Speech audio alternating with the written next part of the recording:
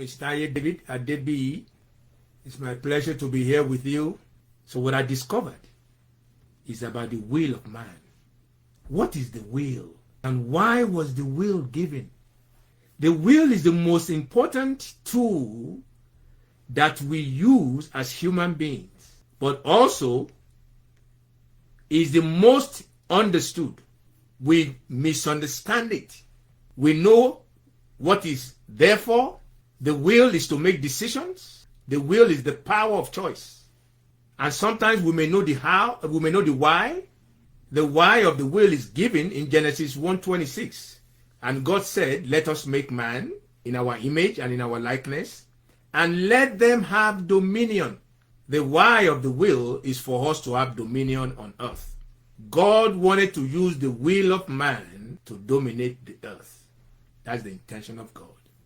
However, what I was missing at that time was how the will works. I was able to understand my heart. But how does the will works with the heart? If statistics said in one day, humans make 7,000 to 10,000 decisions in a day, that's how much you and I use the power of choice, which is the will.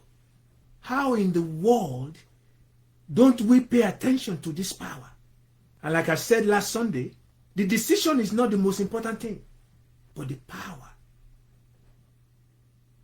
The power.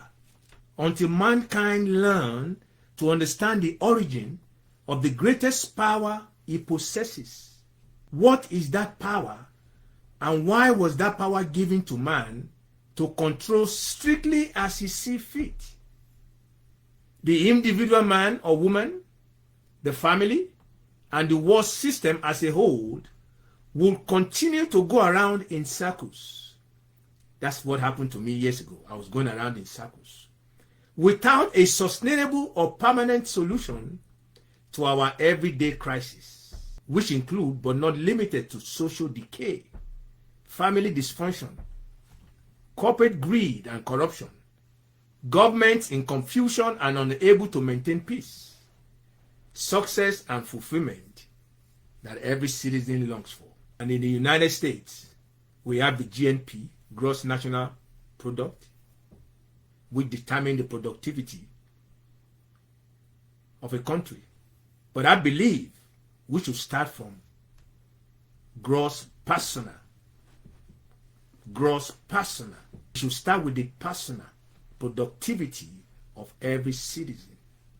Because understanding the will make us start from that place. I cannot do anything powerful in my workplace or even in my business until I regain back that power. Why did God give man that power? This message is not just for believers. This message is for every human being. Because whether you believe there's a God or not, you have a will. And you have a power that is connected to that will to make decisions. And God never take it back from no human being. Why did he give us this power? This unique power that can be the greatest tool for human development. And that can also be the greatest tool for destruction. He gave us the free will because he himself has that same free will.